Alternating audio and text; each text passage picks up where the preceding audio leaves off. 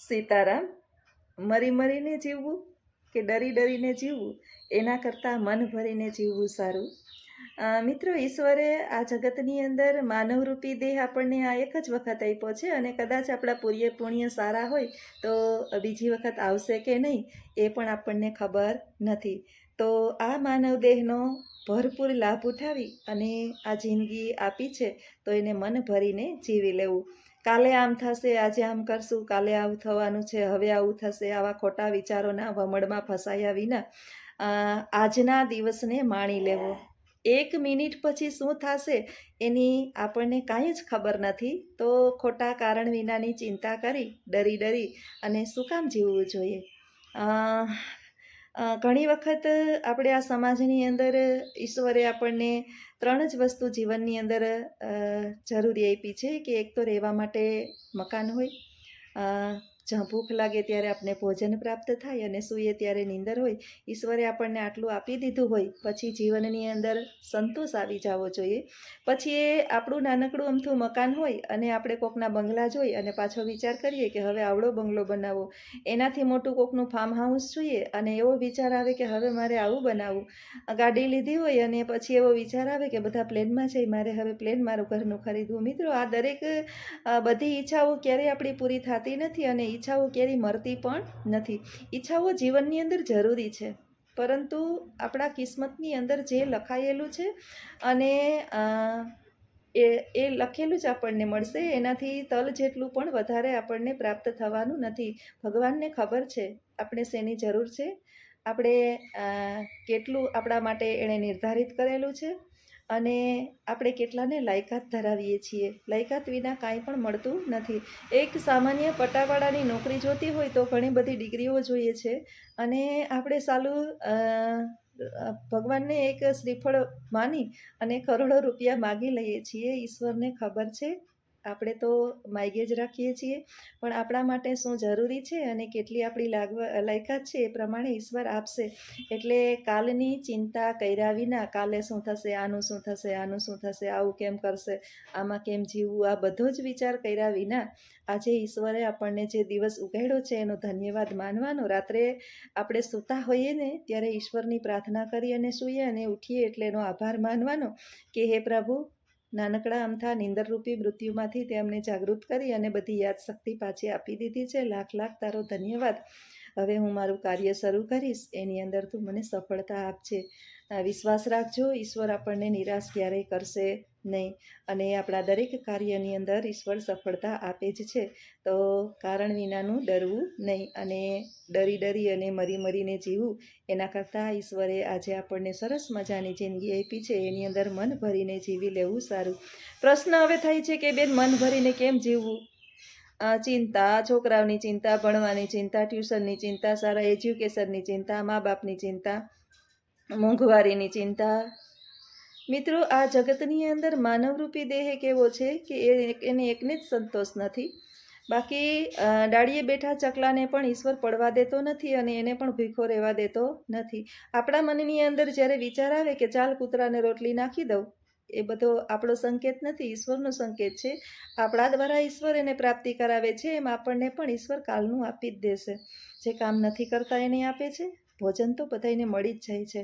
2 રોટલી ખાવી છે, જમવા માટે 5 કે 6 ફૂટની હાઈટ જેટલી આપણી જગ્યા જોઈએ છે, સૂવા માટે અને પહેરવા માટે સામાન્ય આપણે કપડાં હોય તોય ચાલે, પરંતુ આપણે બધું બ્રાન્ડેડની અપેક્ષાની અંદર જે જીવનમાં આપણે પ્રાપ્ત થયું છે એ બધું દુઃખરૂપી સમજી અને આપણા સુખને આપણે દુઃખમાં પરિવર્તિત કરીએ છીએ. એટલે આપણને સંતોષ નથી મળતો, શાંતિ નથી મળતી અને દોડભાગ કરી રાખીએ છીએ. એટલે જીવનની અંદર હંમેશાને માટે આજ જે છે એને આજને જીવો, કાલની ચિંતા છોડો. કાલની ચિંતા ભગવાન ઉપર છોડી દો. ઈશ્વરે આપણા માટે સારું જ વિચાર્યું હશે એવો પૂર્ણ વિશ્વાસ રાખો અને વિશ્વાસ રૂપી વાણ ચાલે છે તો આપણું ઘરરૂપી સંસાર નહીં ચાલે. દરિયાની અંદર આપણને ખબર છે કે ક્યારે તોફાન આવશે, ક્યારે શું થશે, છતાં પણ અનેકો વાણ જે છે એની રક્ષા ઈશ્વર કરે છે. આકાશમાં પક્ષીઓ ઉડે છે, એના માટે ક્યાં પાણીની વ્યવસ્થા કરવી, ક્યાં દાણાની વ્યવસ્થા કરવી, આ બધી જ કાળજી છે એ ઈશ્વર રાખે છે.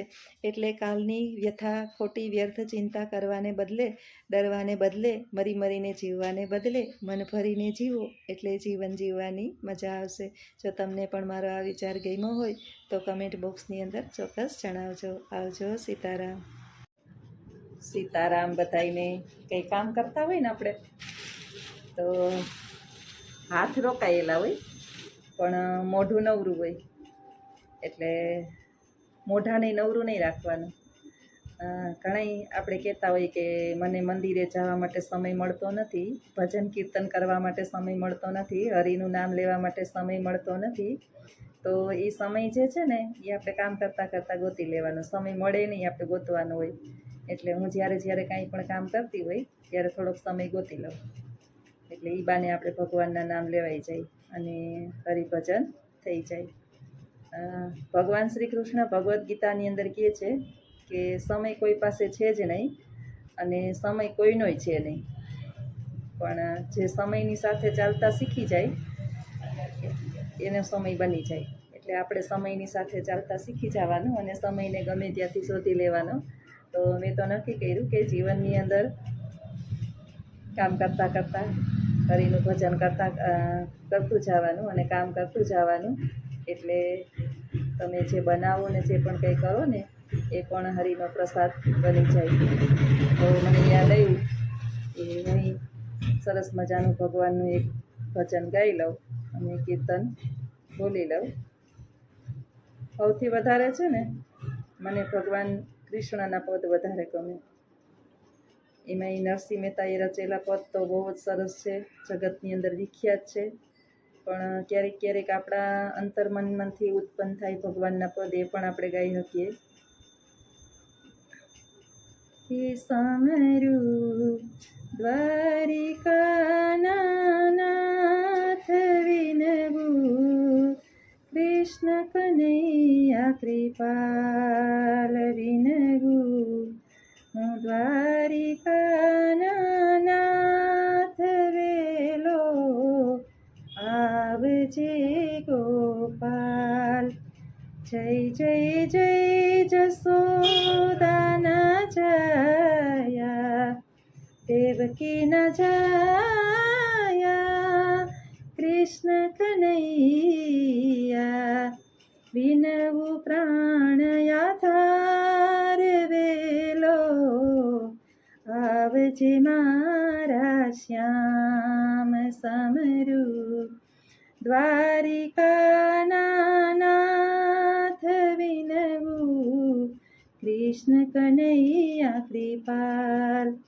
મોહન મુરલીધર દયાળુ, તારણહારો કૃષ્ણ કૃપાળુ. ભજુ હું દીનાનાથ સમરું, કૃષ્ણ કનૈયા કૃપાલ. તમને ભજુ હું દીનાનાથ સમરું, કૃષ્ણ કનૈયા કૃપાલ.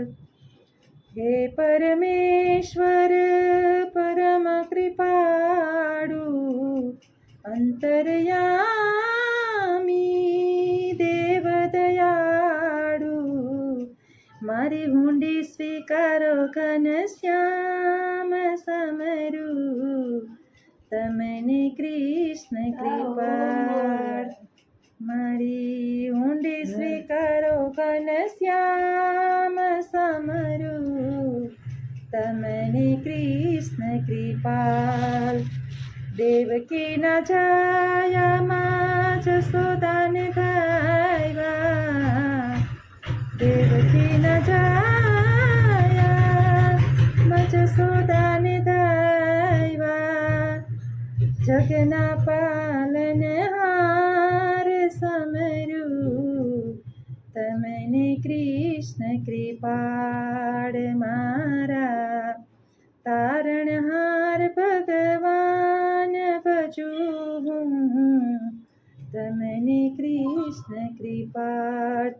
દામોદર દયાના સાગર મુરલીધર મનોહર સ્વામી અંતરયામી ભગવાન સમરું કૃષ્ણ કનૈયા કૃપાળ ભજું હું મારા તારણહાર સમરું દ્વારિકા નાથ ભવસાગર પ્રભુ પાર કરજો મારી ઊંડી સ્વીકારજો સ્વામી જય જય જગન્નાથ સમરું દ્વારિકાનાથ તમે છો મારા તારણહાર સમરું દ્વારિકાનાથ ભાવે ભજું હું અંતરયામી ભાવે ભજું અંતરયામી વેલાયાવો ને તારણહાર સમરું દ્વારિકાનાથ તમે છો તારણહાર ભગવાન સમરું દ્વારિકાનાથ હાલો આવજો સીતારામ સીતારામ બધાયને અને ખાવું છે ફ્રૂટ સલાડ મારે છે મંગળવાર એટલે હું આખો દિવસ કરું ઉપવાસ ફ્રૂટ સિવાય કઈ ખાતી નથી એટલે ઓલે ગુજરાતી કહેવત છે કે વાળ હોય ને વાળ એની પાછળ એડાવ નહીં જડે એટલે આજે બધા તમારે ફ્રૂટ સલાડ ખાવું બીજું કઈ નહીં ખાવું બહારનું ફ્રૂટ સલાડ લઈએ ને તો એનો બહુ ભરોસો આપણે આમ સારું હોય નાય સારું હોય આજે વિચાર કર્યો કે ઘરે ફ્રૂટ સલાડ બનાવી નાખું એટલે ચીકુ ને કેળા ને સુધાર નાખું ત્યારે છે ને કેરી રાત્રે થોડીક બીક લાગે કેરી ખાતા ને પાછું ફ્રૂટ સલાડમાં તો દૂધ હોય એટલે દૂધ ને કેરી બે મિક્સ કરીને કેરી ના ખવાય પછી કેળા મીઠાઈ ના ખવાય પણ અમે તો પહેલેથી ખાઈએ છીએ એટલે વાંધો આવતો નથી ચીકુ માંડ આખી માર્કેટની અંદર ગઈ ને ચીકુની સીઝન હમણાં વહી ગઈ પણ માંડ ચીકુ મને મળ્યા આખી માર્કેટની અંદર ફેરી ત્યારે બે જગ્યાએ ચીકુ હતા અને એ નાના ચીકુ હતા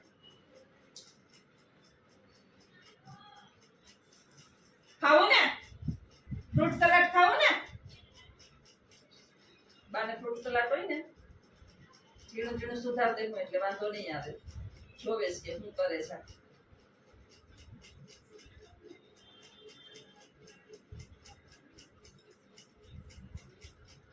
હું ખાઈશ એક વાટકો બા ખાડે એક વાટકો નાનકડો તો ખાતો જ નથી એને મીઠી વસ્તુ કે દૂધની વસ્તુ કઈ ભાવે જ નહીં એટલે બહારથી એક વખત મેં ફ્રૂટ સલાડ મંગાવ્યું હતું મંગળવાર રહી તો મેં કીધું કઈ ખાવું નથી અત્યારે બનાવવું કઈ નથી તો ફ્રૂટ સલાડ લઈ આવો 50 રૂપિયાનો એક નાનકડો ગ્લાસ આ 50 રૂપિયામાં લગભગ 60-70 રૂપિયાની અંદર પેટ ભરી અને બધાઈને થઈ જાય દૂધ સરસ ચોખ્ખું ગાયનું છે એટલે ઘરનું છે વાંધો નથી અને ફ્રૂટ આપણા ઘરના આપણા જોયેલા ને આપણે ખબર હોય કે હારામાં હારા ફ્રૂટ આપણે વાપરીએ એટલે હાથની આડસે જે છે ને બહારની વસ્તુ બને ત્યાં સુધી ઓછી ખાવાની રાખવી તો સારું બાને એમ કે આ પોતે એકલી ખાય એટલે એને શું છે ને ચોરી કરીને દઈ દો પેલા ચીકુ બાને એમના કેળા ઓછા ભાવે છે ચીકુ વધારે ભાવે દીકરી ચીકુ ખાતા હતા કેરીનો રસોઈ બહુ ભાવે તમે હમણાં તરબૂચ નથી લઈ આવ્યા સાંભળો તમને કહું તરબૂચની સીઝન તો હોવી જોઈએ ને અટલ તરબૂચની સીઝન છે હા ખવરાટ રાખો હું દાઈ થઈ ગયો ચાઇના તરબૂચ આવે ઓલા લાંબા વોટરમેલન અત્યારે ઉનાળાની અંદર ટેટી અને તરબૂચ આ બે વસ્તુ છે ને બપોરે ખાવાની પછી સાંજે કેળા ખાવા હોય તો ભેગું દૂધ નહીં ખાવાનું, એમ કે કેળાનું દૂધ બે એકારે પચે નહીં. આપણે પહેલેથી ખાઈએ છીએ એટલે હજી આપણે વાંધો નથી આવ્યો. એમાં એકારે પચે નહીં, દૂધ ને કેળા તમે બે એકારે ખાઓ ને તો ન પચે. બધા ફ્રૂટ હોય ને એની છાલ ના ઉતારાય, એમાંથી બધું તત્વ વયું જાય. પણ મારે છાલ ઉતારવી પડે, એનું કારણ છે બાને એક દિને છાલ વાળું આપ્યું હતું ને તો એ આમ થૂ થૂ થૂ કરતા હતા, એટલે બાને કારણે છાલ કાઢવી પડે છે. ખાવું હવે ખાવું ખાવું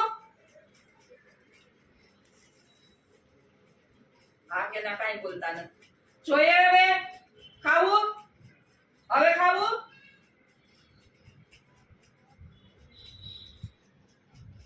ચીકુબાન બહુ ભાવે પણ દેવાનું ધ્યાન રાખવું પડે, પાછું જુસે એલું ફ્રૂટ સલાડ એ પીએ એટલે.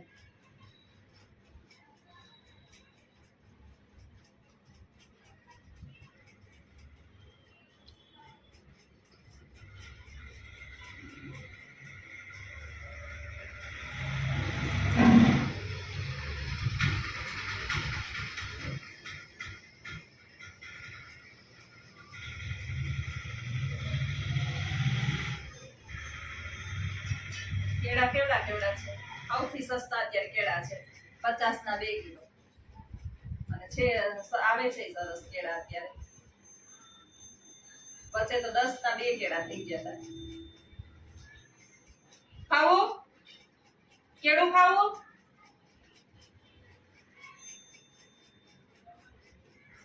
તું ખા તું ખા.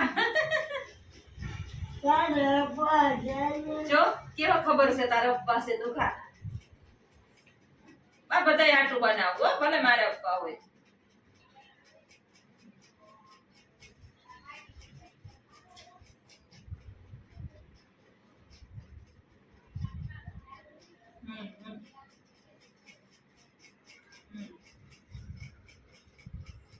હાલો આવજો, સીતારામ.